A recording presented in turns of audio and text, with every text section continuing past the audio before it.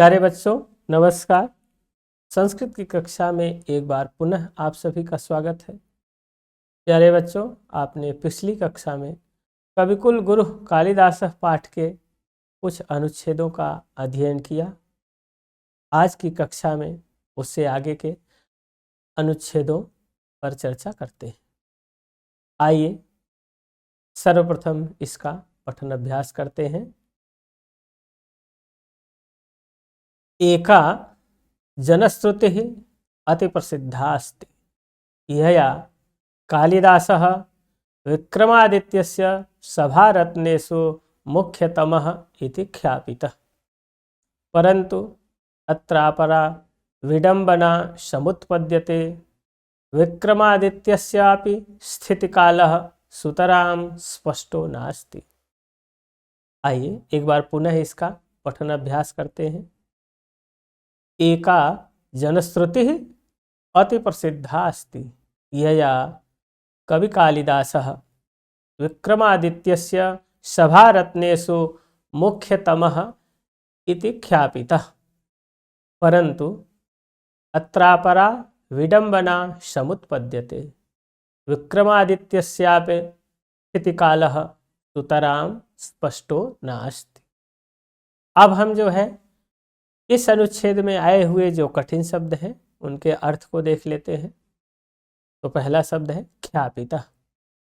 ख्यापितः अर्थात ख्या प्रकथने धातु से निष्पन्न हुआ है, जिसका अर्थ है कहा जाता है। सुतराम अर्थात अत्यधिक। अब हम इस अनुच्छेद के भावार्थ को देखते हैं। एका जनश्रुति अति प्रसिद्धा अस्ति। प्रसिद्धा है, अस्ति है, दीर्घ संधि हो गई तो प्रसिद्धा अस्ति। इसको जब हम अलग अलग करेंगे तो प्रसिद्धा अस्ति। एका अर्थात एक, जनश्रुति अर्थात लोकोक्ति, अति प्रसिद्धा, अति अर्थात अत्यधिक अर्थ में यह उपसर्ग है। अति अर्थात अत्यधिक, प्रसिद्धा प्रसिद्ध, अस्ति अर्थात है एक, जनश्रुति अर्थात लोकोक्ति प्रसिद्ध है। क्या प्रसिद्ध है? यया अर्थात जिसके द्वारा कवि कालिदास अर्थात महाकवि कालिदास विक्रमादित्यस्य अर्थात विक्रमादित्य शब्द के षष्ठी एक वचन का रूप है, अर्थात विक्रमादित्य से अर्थात विक्रमादित्य के सभारत्नेषु। विक्रमादित्य के सभारत्न थे तो ये सप्तमी विभक्ति बहुवचन का रूप है। सभा रत्नेषु अर्थात सभा रत्नों में, मुख्यतम अर्थात जो अतिशय मुख्य होते हैं उनके लिए क्या कहा जाता है? मुख्यतम अर्थात अत्यधिक प्रमुख। इति ख्यापितः ऐसा कहा जाता है। एक जनश्रुति अति प्रसिद्ध है, अत्यधिक प्रसिद्ध है, जिसके माध्यम से क्या कहा जाता है कि महाकवि कालिदास विक्रमादित्य के सभा रत्नों में प्रमुख थे। परंतु अत्र अपरा, अत्र अर्थात यहाँ, अपरा दोनों में दीर्घ संधि हुई तो अत्रापरा।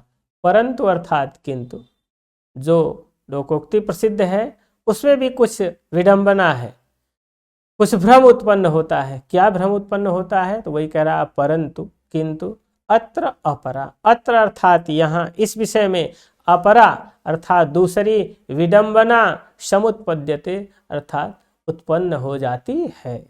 क्या हो जाती है? विडंबना उत्पन्न हो जाती है।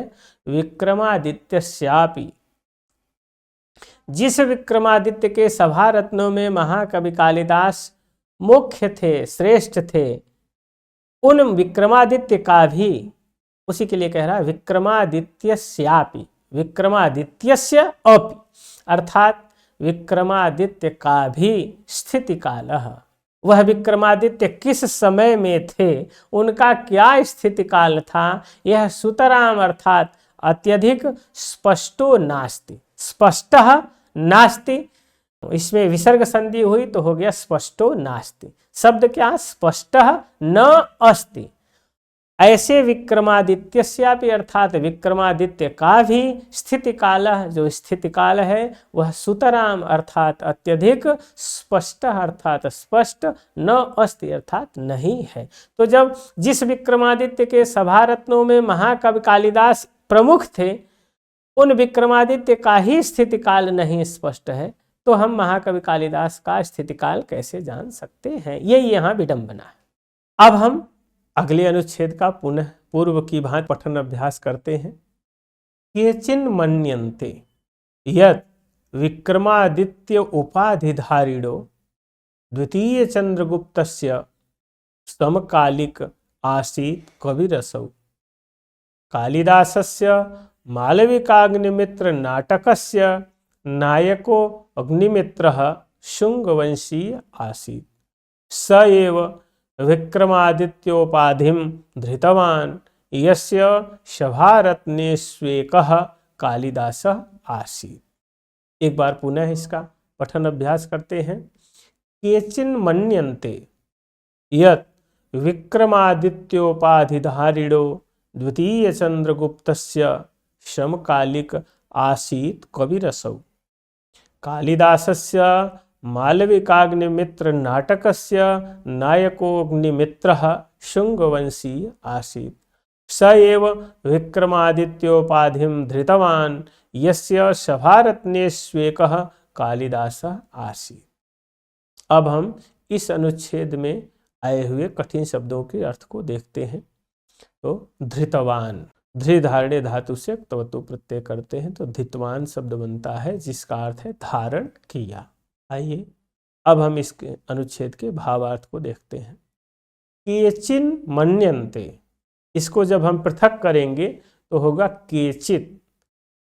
केचित अर्थात कुछ लोग, मन्यन्ते अर्थात मानते हैं, स्वीकार करते हैं। क्या यत् अर्थात कि क्या स्वीकार करते हैं? यत् विक्रमादित्य उपाधिधारिणः द्वितीय चंद्रगुप्तस्य समकालिक आसीत् कविरसौ। कुछ लोग मानते हैं, कुछ लोग स्वीकार करते हैं। क्या स्वीकार करते हैं? कि विक्रमादित्य उपाधिधारिणः द्वितीय चंद्रगुप्तस्य, विक्रमादित्य की उपाधि को धारण करने वाले द्वितीय चंद्रगुप्त के समकालिक अर्थात उनके काल के समान काल है जिसका, उनके समकालिक अर्थात उनके ही समय में आसीत कवि ही असौ, असौ कवि ही आसीत। असौ अर्थात यह महाकवि कालिदास आसीत अर्थात थे। कुछ लोग केचिन मन्यन्ते, कुछ लोग मानते हैं। क्या मानते हैं? कि विक्रमादित्य की उपाधि धारण करने वाले द्वितीय चंद्रगुप्त के समकालिक यह कवि थे। कालिदासस्य मालविकाग्निमित्र नाटकस्य, अब कालिदास के 3 नाटक हैं, उसमें एक नाटक है मालविकाग्निमित्र। उस कह रहा है कि मालविकाग्निमित्र नाटकस्य, कालिदासस्य अर्थात कालिदास के, मालविकाग्निमित्र नाटकस्य, मालविकाग्निमित्र नाटक के नायक, नायको अग्निमित्र, उस मालविकाग्निमित्र जो नाटक है उस नाटक के नायको, नायक अग्निमित्र संधि हो गई तो नायकोऽग्निमित्र, उसको हम पृथक करेंगे तो नायक अर्थात नायक। कौन है मालविकाग्निमित्रम के नायक? अग्निमित्र। अग्निमित्र वो किस वंश के थे? तो कह रहा शुंग वंशीय आसीत, अर्थात वो शुंग वंश के आसीत अर्थात थे। स एव विक्रमादित्य उपाधिम धृतवान, वही जो शुंग वंशीय विक्रमोर्वशीय मालविकाग्निमित्रम नाटक के जो नायक अग्निमित्र हैं, वही विक्रमादित्य उपाधिम धृतवान। स एव अर्थात वही अग्निमित्र विक्रमादित्य उपाधिम अर्थात विक्रमादित्य की उपाधि को धृतवान अर्थात धारण किए थे। यस्य अर्थात जिस अग्निमित्र के सभारत्नेषु, सभारत्नों में एक कालिदास आसीत अर्थात एक कालिदास थे। इस प्रकार इस अनुच्छेद के भावार्थ को आप सबने देखा। अब हम पुनः अगले अनुच्छेद का पठन अभ्यास करते हैं। तस्य राज्ञः स्थितिकालः ख्रीष्टाब्दात् प्राग आसीत् स एव स्थितिकालः कवेरपि सिद्ध्यति। कवि कालिदासस्य जन्मस्थान विषयेपि नैकमत्यमस्ति। एतावान् कवेरस्य महिमास्ति यत् सर्वे एव तं स्वस्वदेशीयं साधयितुं तत्परा भवन्ति। एक बार पुनः इसका पठन अभ्यास करते हैं। तस्य राज्ञः स्थितिकालः ख्रीष्टाब्दात् प्राग आसीत् स एव स्थितिकालः कवेरपि सिद्ध्यति। कवि कालिदासस्य जन्मस्थान विषयेपि नैकमत्यमस्ति। एतावान् कवेरस्य महिमा अस्ति यत् सर्वे एव तं स्वस्वदेशीयं साधयितुं तत्परा भवन्ति। अब हम इस अनुच्छेद में आए हुए कठिन शब्दों के अर्थ को देखते हैं। सिद्ध्यति जिसका अर्थ है सिद्ध होता है, साधयितुम अर्थात सिद्ध करने के लिए। अब हम इस अनुच्छेद के भावार्थ को देखते हैं। तस्य राज्ञः स्थिति काल, जो अग्निमित्र है, तस्य अर्थात उस राज्ञ अर्थात राजा के, उस राजा अर्थात अग्निमित्र जो राजा है उस राजा का स्थिति काल है, जो स्थिति काल था उस राजा का जो काल है वह ख्रीष्टाब्दात प्राग आसीत अर्थात ईसवी पूर्व आसीत अर्थात था। स एव स्थिति काल, स एव अर्थात वही स्थिति काल, वही समय कबीर अभी सिद्ध्यति अर्थात महाकवि कालिदास का भी सिद्ध होता है। कवि कालिदासस्य जन्मस्थान विषयेपि नैकमत्यमस्ति। कवि कालिदासस्य, ये तो उनके काल की बात हो गई। अब दे रहे हैं कि कवि कालिदासस्य अर्थात महाकवि कालिदास के जन्मस्थान विषयेपि, कहाँ उन्होंने जन्म लिया, किस प्रदेश में लिया, किस स्थान पर लिया, इसके विषय में भी न एकमत्यम अस्ति, वृद्धि संधि होकर के नैकमत्यम अस्ति अर्थात विद्वानों में एकमत नहीं है, विद्वान एकमत नहीं है।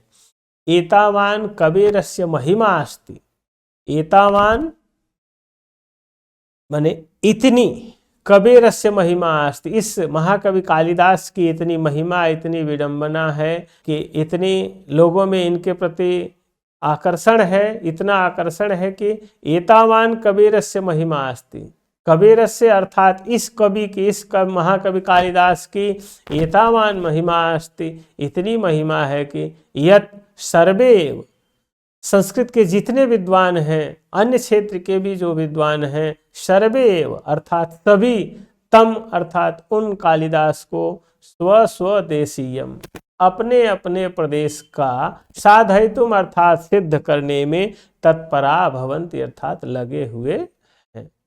आइए अब हम अग्रिम अनुच्छेद का पठन अभ्यास करते हैं।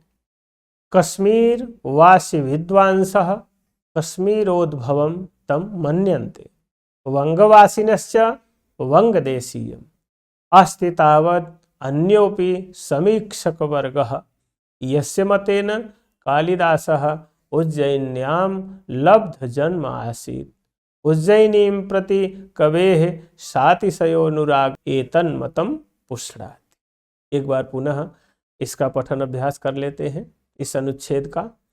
कश्मीर वासी विद्वांसः कश्मीरोद्भवं तं मन्यन्ते, वंगवासिनश्च वंगदेशीयम् अस्ति तावत् अन्योपि समीक्षकवर्गः यस्य मतेन कालिदासः उज्जयिन्यां लब्धजन्म आसीत्, उज्जयिनीं प्रति कवेः सातिशयोनुराग एतन्मतं पुष्णाति।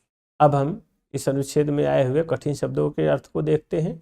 कश्मीरोद्भवम, कश्मीर उद्भवम गुण संधि होने पर कश्मीरोद्भवम बनता है अर्थात कश्मीर में उत्पन्न। सातिशयः अतिशयेन सहितः, सातिशयः अर्थात अत्यधिक, अनुरागः अर्थात प्रेम। अब हम इस अनुच्छेद के भावार्थ को जानने का प्रयास करते हैं। कश्मीर वासी विद्वांस, कश्मीर अर्थात कश्मीर वासी माने कश्मीर में रहने वाले अर्थात कश्मीर प्रदेश के जो विद्वांस अर्थात जो विद्वान है, कश्मीर प्रदेश में जो उत्पन्न विद्वान है वो कश्मीरोद्भवम तम मन्यन्ते। तम अर्थात उन महाकवि कालिदास को कहाँ का बताते हैं, उनका प्रदेश कहाँ बताते हैं, तो कश्मीरोद्भव माने महाकवि कालिदास को कश्मीर में उत्पन्न हुआ ऐसा मानते हैं। वंगवासिनश्च, जो वंग प्रदेश के हैं, जो वंग में निवास करने वाले हैं, वह उनको वंग देशीयम अर्थात वंग प्रदेश में उत्पन्न हुए हैं महाकवि कालिदास ऐसा मानते हैं। अस्तितावद अन्योपि समीक्षक वर्ग, कुछ अन्य समीक्षकों का वर्ग है, समूह है, वो क्या मानते हैं, यस्य मतेन, जिनके मत में कालिदास अर्थात महाकवि कालिदास उज्जैन्याम लब्ध जन्म आसीत, अर्थात उज्जैनी में जन्म लिए थे, अर्थात इनका जन्म स्थान उज्जैनी स्वीकार करते हैं। उज्जैनी प्रति अर्थात उज्जैनी के प्रति कवेह अर्थात महाकवि कालिदास का शातिशयोनुराग, माने जो अत्यधिक अनुराग है, इनके ग्रंथों में अधिकतर प्रायशः उज्जैनी का वर्णन मिलता है, जैसा कि आप मेघदूत काव्य में देख सकते हैं। तो उज्जैनी, उन्होंने उस मेघदूत में उज्जैनी के विषय में विशद वर्णन किया है। तो वही कह रहा है कि उज्जैनी प्रति कवेह शातिशयोनुराग, उज्जैनी के प्रति महाकवि कालिदास का जो अत्यधिक अनुराग है वह एतन मतम अर्थात यह उज्जैनी के थे, इस मत को पुष्णाति अर्थात पुष्ट करता है। इस प्रकार आपने इस अनुच्छेद के भावार्थ को देखा। प्यारे बच्चों, आज की कक्षा में बस इतना ही। अब आप सबके लिए कुछ गृह कार्य है। आप सब महाकवि कालिदास के विषय में 10 पंक्तियां अपनी कार्यपुस्तिका में लिखेंगे। आशा करता हूं कि यह वीडियो आप सबके लिए बहुत ही उपयोगी होगा। अस्तु, धन्यवाद।